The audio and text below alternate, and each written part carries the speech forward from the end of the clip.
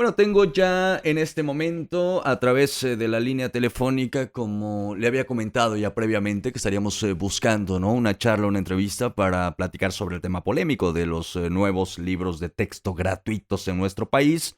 Hoy nos acompaña del otro lado del teléfono la profesora Isabel Montes, quien es catedrática en la Escuela Normal Superior Oficial de Guanajuato y quien tuvo a bien darnos esta charla para platicar de este tema que es tan importante, obviamente, para la sociedad oaxaqueña y mexicana. Maestra Isabel, bienvenida a este espacio informativo. Gracias por acompañarnos esta tarde. Al contrario, muchas gracias y saludos a todo tu auditorio en el bello estado de Oaxaca. Pues de verdad, bueno, gracias por habernos tomado esta comunicación y por platicar de un tema que se ha tornado pues un tanto polémico en los últimos días, en las últimas semanas, sobre todo después de que hace un par de días se filtraron estos nuevos libros de texto de la llamada Nueva Escuela Mexicana, hecho que pues ha desatado revuelo, ha desatado polémica entre organizaciones de derecha y un sector de la sociedad en general. Y pues bueno, sin embargo, esta no es la primera vez que se cambia un plan de estudios y no es la primera vez que se cambian los libros de texto gratuitos. ¿A qué cree que se deba, maestra, el desacuerdo y la polémica con la actualización de estos libros de texto gratuitos? Mira, Tomás, realmente me entristece mucho lo que está pasando en nuestro país, en particular en el estado de Guanajuato. Como sabes, somos uno de los estados que ahorita está, podríamos decirlo, en el ojo del huracán ante este tema. Mira, creo que hay que hacer un poquito de historia para poder entender el proceso que estamos viviendo. Para empezar, es mentira que se acaban de filtrar, ¿no? Y te voy a decir por qué digo es mentira. Desde el mes de enero, los maestros empezamos con capacitaciones sobre lo que implicaba el nuevo plan de estudios. Desde antes del mes de enero se empezaron a abrir congresos donde se invitaban a docentes a participar. Si bien quizás la apertura no fue de manera global quien quiera, sino fue más bien a través de las instituciones educativas a través de las que se hizo la invitación. Yo tengo conocimiento de compañeros que participaron en el diseño y codiseño, no solo de los planes de educación básica, sino también en la reforma del plan de escuelas normales. ¿Por qué? Porque no podemos llevar una transformación a las escuelas básicas si no empieza la transformación desde las instituciones formadoras de maestros. Claro.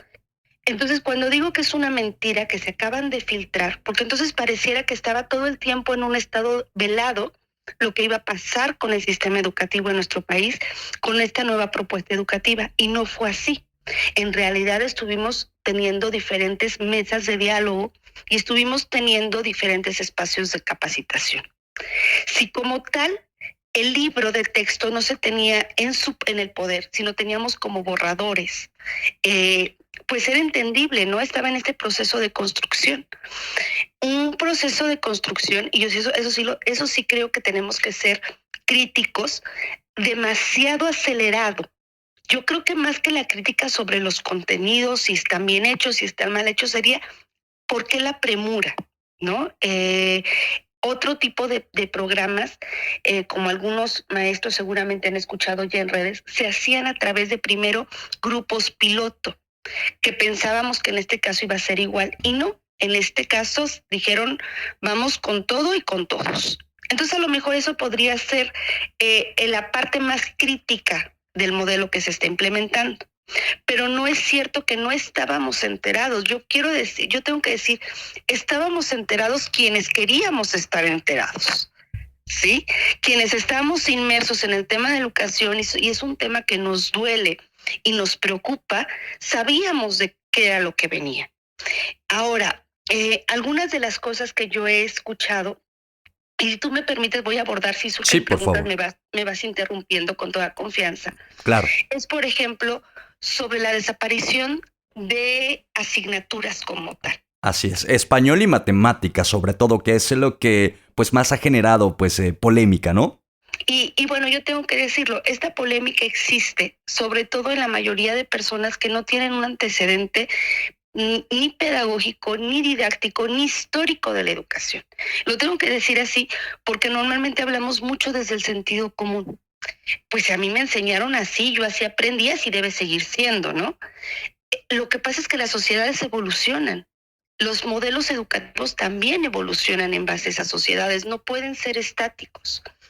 Y yo tengo que decirte que esta idea de desaparición de materias, aunque pareciera una gran innovación, estamos hablando de un modelo que surge aproximadamente por ahí de los años 70, finales de los 60, principios de los 70. O sea, estamos hablando de un modelo que tiene más de 40 años aplicándose. Tampoco es así como, ay, ahorita se sacaron de la manga que desaparecieron las asignaturas. ¿De dónde surge esta idea? Para que entendamos. Me voy a ir un poquito atrás. Si nosotros vemos, por ejemplo, cómo era la educación en la antigua Grecia, pues tú te vas a dar cuenta que no existía esta separación de disciplinas. De hecho, por ejemplo, cuando nosotros leemos bibliografías, como Platón o Aristóteles, vamos a encontrar cosas como filósofo, matemático y pedagogo, ¿no? Y tú decías, ¿a qué horas estudiaban todo eso? No, lo que sucedía es que las materias no estaban divididas, no estaban separadas por asignaturas, sino que se estudiaban como un todo complejo. Viene el periodo de lo que conocemos en ciencia como positivismo, con un hombre que a lo mejor por ahí a algunos les va a sonar, que es Descartes, con el que se empieza a hacer una partición de la ciencia. ¿Por qué? Porque era mucha la información. Entonces, la única forma de abordarla era separándola, diciendo, bueno, esto le va a tocar a las matemáticas, esto le va a tocar a la física, esto le va a tocar al español, esto le va a tocar a las ciencias sociales, etc. Sin embargo, al particionar o al separar, nos quedamos con pedacitos vacíos, con cosas que no alcanzamos a ver. Fíjate nada más qué curioso. Y yo digo curioso porque es un deleite poder estar hablando para el estado de Oaxaca, donde existe una gran tradición indígena para nuestro país. Así es. Y digo esto porque si alguien tenía una visión compleja de la realidad, eran nuestros ancestros, ¿sí? Eran estas poblaciones indígenas que veían, por ejemplo, el ser humano como un todo. No veían la parte biológica, por ejemplo, separada de la parte emocional o separada de la parte social. Porque ellos eran conscientes, por ejemplo, que las enfermedades tenían un trasfondo social, tenían un trasfondo económico, tenían un trasfondo político, tenían un gran trasfondo emocional y finalmente venía el síntoma biológico. Entonces, un poco la tendencia de desaparecer asignaturas es hacer esta visión más compleja. Cuando algunos de mis alumnos de la normal me decían, maestra, ¿cómo le vamos a hacer para enseñar?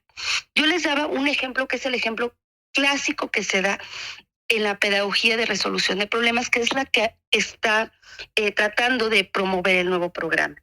Yo les decía, imagínate que en lugar de tú decirles, a ver, hoy vamos a ver áreas en matemáticas y vamos a ver plantas endémicas en geografía y vamos a ver los movimientos sociales de nuestra comunidad en historia. ¿Qué te parece si lo que hacemos es un huerto comunitario como proyecto? Y entonces, como huerto comunitario, yo le propongo a mis alumnos y les digo, a ver, tienen, no sé, una parcelita de 3 metros para plantar plantas medicinales. Y entonces empiezo con todo lo que implica este proyecto. Y si me doy cuenta, realizar todo este proyecto va a implicar que el alumno primero haga una investigación. Investigue qué son plantas medicinales, de a lo mejor diseñe instrumentos de investigación como una entrevista, un guión de observación, para que se acerque con los abuelos, con los padres de familia, y les pregunto, oye, mamá, ¿cómo te curaban a ti de la panza cuando eras niña? Y a lo mejor mi mamá me va a decir, fíjate que a mí me daban un tecito de ruda con chocolate, ¿no? Ah, entonces la ruda puede ser una planta medicinal. Y entonces ahora me toca investigar cuál es el nombre científico de la ruda, pero también me toca calcular cuánta área de esta parcelita de 3 metros cuadrados necesito para sembrar no solo rudas, sino a lo mejor también manzanilla, a lo mejor también sábila, y cuáles de estas plantas pueden convivir entre sí para que no dañen unas a las otras. Esa es un poco la idea de manera global de lo que pretende el nuevo plan y programa. Si tú me preguntas, es un gran reto para nosotros como docentes. Sí, y justamente eso quería preguntarle, maestra. Perdón por la interrupción. A mí me parece muy bello lo que acaba de decir. Se me hace bellísimo realmente, ¿no? Que pudiera ser el modelo, parte del modelo con el que pues se va a enseñar a las niñas y a los niños en Oaxaca y en todo el país. Pero pues el tema de los docentes, ¿no? Ya nos platicaba al principio que pues toda esta actualización ha sido pues un tanto veloz, que ha sido un tanto rápida. ¿Considera que los maestros están preparados, que están capacitados de manera adecuada para trabajar con este material? Mira, creo que lo primero que tenemos que entender, y creo que la palabra estelar, si pudiéramos decirlo de esa manera, en este fenómeno, es la complejidad. Pensar que todos los maestros en nuestro país son iguales o que todas las condiciones en nuestro país son las mismas sería una verdadera aberración. Sí, yo les digo, sería una mentada de madre, perdón por tu auditorio y perdón por ti, para los que nos dedicamos a la educación. Para empezar, un dato importante: la mayoría de las escuelas en nuestro país son de tipo rural y son multigrado. Eso quiere decir que esto que el plan está proponiendo lo venimos haciendo hace mucho, solo que no lo poníamos en papel. Porque yo tenía que preparar una clase para mi alumno de primero, segundo y tercer grado de secundaria, por ejemplo, y tenía que incluirlos a todos en el mismo proyecto. ¿Quiénes son los que se están parando de puntas, por decirlo de alguna manera? Pues las zonas rurales, donde a lo mejor esto no existía tanto. Y que entonces tendrá que llevarnos a reflexionar sobre si las condiciones sobre las que estamos educando en las zonas urbanas son las correctas. Porque para empezar tenemos un maestro normalmente frente a 30 a 45 alumnos, lo que complica este tipo de proyectos, pero que no es la realidad de todo el país. Yo lo repito, la mayoría de la gente o la mayoría de la educación en nuestro país es de tipo rural y de tipo multigrado. ¿Sí? Si tú platicas con los maestros de telesecundaria, por ejemplo, te van a decir, pues es que es lo que yo ya hacía, porque yo tenía que verlas todas las materias. Entonces, ¿a qué nos obliga esto? Nos obliga primero a hacer un ejercicio de humildad como docentes, a decir hasta dónde sí sabemos y hasta dónde no sabemos, y aceptar que no sabemos. Y entonces aceptar que el que primero tiene para enseñarme mucho es mi otro compañero docente. Segundo, es el padre de familia o el miembro de la comunidad. Y tercero, y quizás el más importante, es mi propio estudiante. Yo les daba un ejemplo a mis alumnos y les decía, a ver, yo quiero saber cuántas son las R's actuales para el proceso de reciclaje, porque en mi tiempo decían que eran 3, ahorita ya hablamos que son entre 5 y 7. ¿Quién me las puede decir? En 5 minutos mis alumnos me estaban dando la respuesta. Entonces decía, ¿seré yo quien tiene que traer información? O a veces son los alumnos quienes tienen más datos para proporcionarlos. Creo que el papel de docente se está resignificando, Tomás. Dejamos de ser el que todo lo tiene que saber, porque aparte es imposible. No somos enciclopedias con patas. Somos personas capacitadas para poder trabajar con los procesos cognitivos de los estudiantes, para entender sus procesos sociales, sus procesos psicológicos, pero no somos enciclopedias para saberlo todo. Entonces, dejamos de ser el dador de conocimientos para ser el generador de experiencias, y en experiencias en conjunto con mi estudiante. Lo ideal aquí, yo por ejemplo te dije hace un momento, no es decirles vamos a hacer un huerto, sino es decirles qué les gustaría que hiciéramos. Y entonces, ¿qué necesidades ven ustedes en su comunidad? ¿Cómo creen que las podríamos resolver? Y cuando hablamos de comunidad, no necesariamente hablamos de las puertas de la escuela para afuera, porque comunidad ya lo es en sí. Dentro de la propia escuela somos una comunidad, ¿sí? Yo te voy a dar un ejemplo de algunas cosas que hemos trabajado en la normal en este sentido. Yo un día llegué con mis alumnos y les dije, a ver chicos, necesitamos trabajar aquí en Guanajuato, no sé si es a nivel nacional, la verdad lo desconozco, hay un programa que se llama República Escolar. Y les dije, y ustedes tienen como planilla que decirme por lo menos 5 proyectos académicos. Yo como institución sabía cuáles eran las necesidades de la escuela. Lo que me sorprendió fue que los proyectos académicos que ellos me promueven, todos, absolutamente todos, me permitían subsanar lo que yo ya tenía detectado como problemática. Entendiendo toda esta diversidad que existe en el país, maestra Isabel, entendiendo pues también las diferencias de condiciones que hay en comunidades como en Guanajuato, como en Oaxaca, como en Chiapas, como en Guerrero, ¿usted considera que esta propuesta es la adecuada o al menos la que más embona para la niñez, para el bienestar de la niñez mexicana? Mira, a título personal, y tengo que decirlo, es a título personal, yo creo que sí. Yo creo que hay que pulirse. Yo creo que nada jamás se va a dar como un elemento perfecto terminado. Creo que se tendrá que pulir y creo que se tendrá que fortalecer muchas cosas. Y creo que muchas de las cosas irán saliendo también en el camino, como lo han hecho con otros planes y programas. Voy a hablar de algunas de las críticas que yo he escuchado en redes, si me permites. Sí, por favor. Para poder aclarar esta parte. Por ejemplo, algo que aquí en Guanajuato causó mucho revuelo es la maqueta sobre el proceso de eyaculación para los niños de quinto año. Así es. Bueno, no solo en Guanajuato, en prácticamente todo el país, me parece. Ok, fíjate, me voy a ir un poquito atrás. Lo primero que hay que decir es que este modelo no tenía pensado lanzar libros de texto. ¿Sí? Eso es lo primero que hay que comentar. ¿Por qué? Porque automáticamente, al yo darte un libro de texto, te estoy dando una única verdad. Entonces el plan por sí solo decía, no, vamos a dejarle al maestro la libertad de crear sus propios planes analíticos y sintéticos de lo que tiene que recibir el alumno. ¿Por qué? Porque no es lo mismo, como dijimos, un alumno de la zona rural de Oaxaca a un chico del DF, ¿no? Las cosas que viven son diferentes. Entonces, yo tenía que darle esa libertad al docente.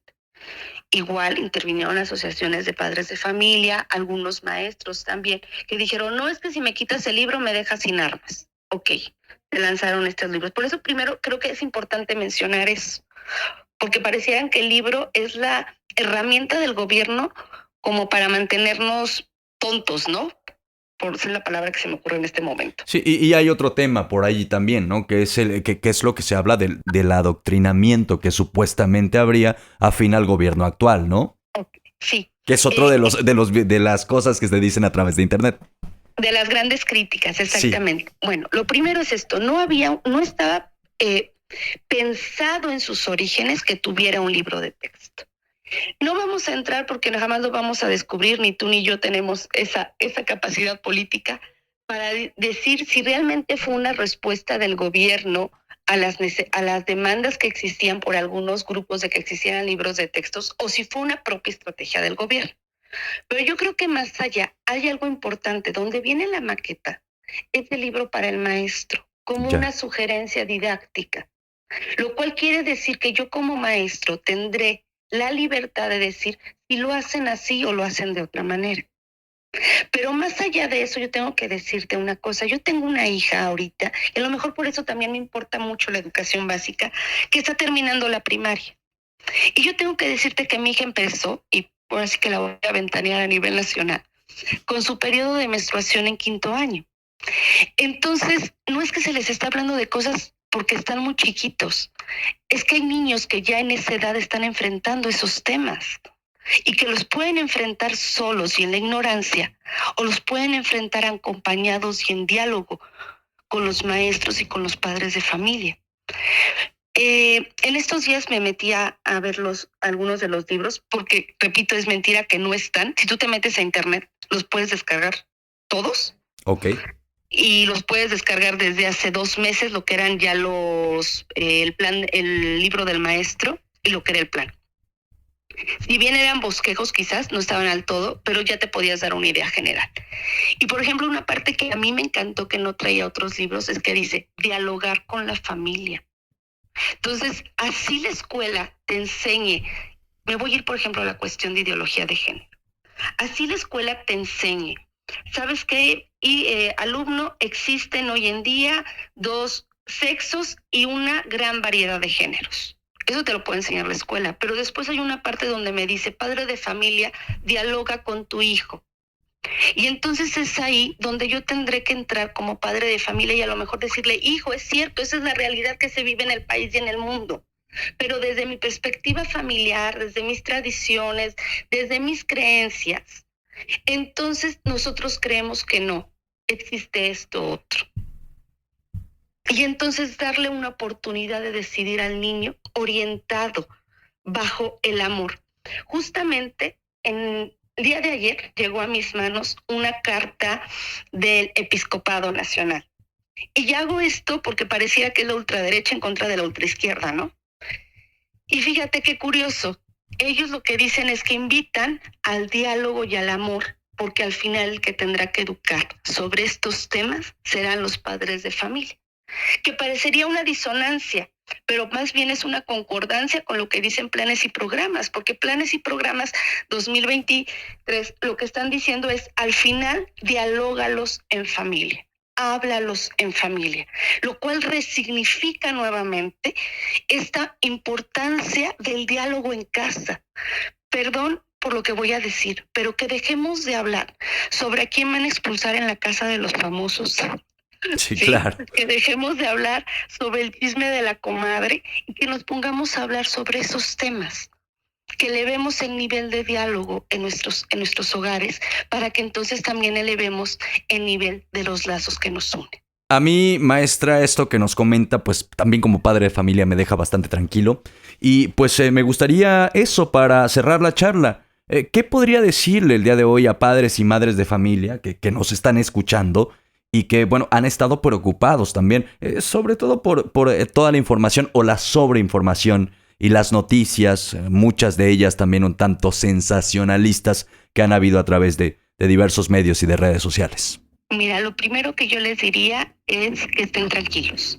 Independientemente de las intenciones del gobierno, que yo no soy quien para decir si son buenas o malas, enfrente de cada uno de sus niños va a estar un maestro que seguramente también se crió y educó en esas comunidades con ustedes y que trae los mismos valores y que trae la misma escuela que traemos todos los mexicanos. Y que al final siempre tenemos la oportunidad de réplica. Aún así el maestro, yo lo voy a decir así, sea el más torpe, sea el más equivocado y diga barbaridades en el aula, si yo fortalezco mis lazos en casa, mi niño podrá tener la libertad, la confianza de acudir a mí como mamá o a mí como papá para buscar la verdad. Una verdad que esté orientada hacia el amor. Y si tú me permites, yo terminaría justamente diciendo algo que a mí me encantó en esta carta que te digo que me llegó del episcopado, que dice el Papa Francisco: educar es un acto de amor. Y entonces yo creo que no hay maestro y no hay padre de familia que nos dediquemos a educar que no lo estemos haciendo desde ahí, desde el amor. No creo que nadie, y lo digo porque lo veo con mis alumnos de la normal, diga yo quiero ser maestro para joderle la vida a un niño. Más bien creo que casi todos, si no es que todos, los que entramos a una escuela normal o decidimos dedicarnos a la educación, lo hacemos con el afán de dejar una mejor sociedad para los que vienen detrás de nosotros. Entonces que tengan, si no fe en el gobierno, porque no tenemos por qué tener fe en el gobierno, si tengamos confianza en el trabajo de los maestros que están a nuestro lado día a día. Yo creo que yo con eso terminaría, si me lo permites. Maestra Isabel Montes, yo le agradezco mucho que pues se nos haya obsequiado algunos minutos de su tiempo para dar esta charla sobre un tema tan importante, por supuesto, que es la educación de pues muchas generaciones, de la niñez oaxaqueña, de la niñez mexicana, y pues bueno, también ojalá que no sea pues la primera y última vez que la tengamos a través de estos micrófonos. Vamos a seguirle dando lata para que pues pueda resolvernos algunas dudas cuando las haya respecto al tema de educación, respecto al tema de docencia. Muchas gracias, de verdad. Bueno, y espero que esta charla haya sido de utilidad para usted. Seguramente sí, ya para tener un panorama más adecuado, me parece que es la palabra precisa, sobre pues esto que sucede con los libros de texto gratuitos. Y bueno, ya el tiempo no nos da para más, pero creo que fue bien aprovechado este segundo bloque. Así que hasta aquí llegamos el día de hoy con este espacio informativo. Esto fue DNS Noticias y a nombre de todos los que hacemos posible este noticiario, yo le doy las gracias. Soy Tomás Ramírez Moreno y le deseo que tenga una excelente tarde de jueves.